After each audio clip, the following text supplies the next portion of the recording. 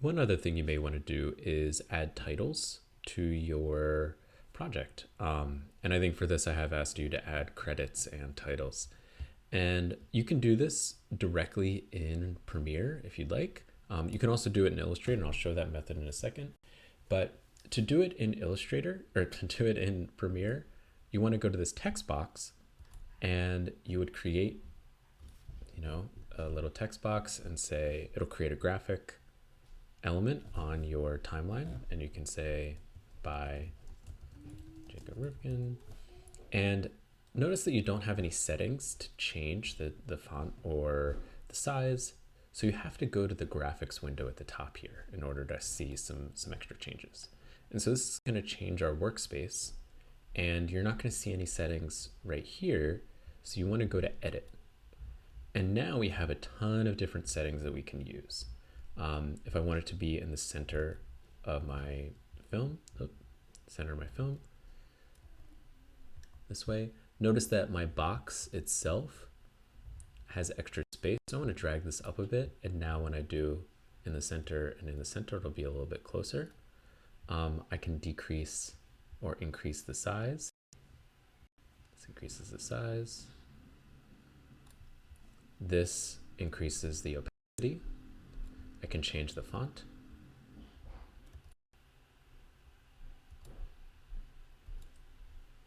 I can increase, where it's exactly centered.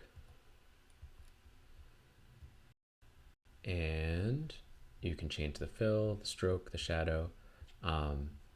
And in addition on here, since this is a graphic element that has a box, you can apply all of those same sort of transitions. So if I wanted this to fade in, I right click on the edge, cross dissolve, and now it's there. I'm going to zoom out a tiny bit. I can shrink this down, grabbing on the edge, shrinking it down.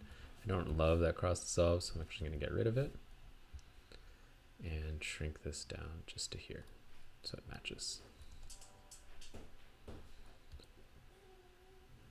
Now you can also do this in Illustrator.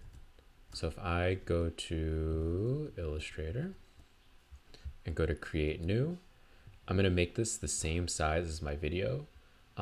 Normally we'd be working 1920 by 1080. This video is set to 1280 by 720, 16 by 9 ratio.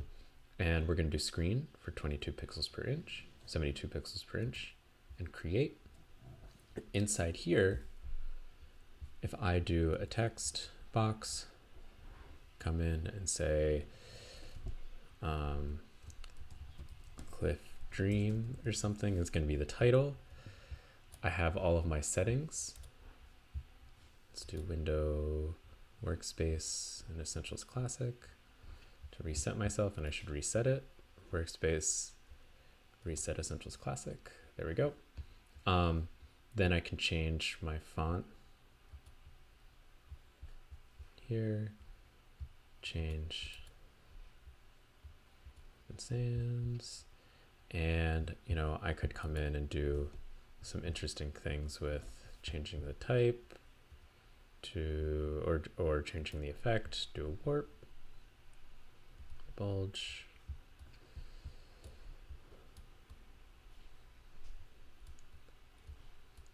I mean, it's kind of cheesy, but that's fine.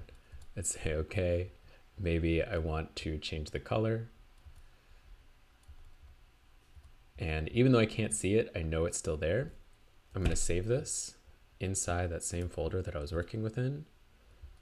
So not inside my audio, but I might make a new one for titles if I was going to make it inside the same folder. Double click. And this would be title.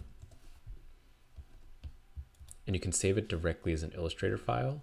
And now if I bring this back into here with Command I, titles, title, it'll put it into my collection of resources over here. And I can drag and drop that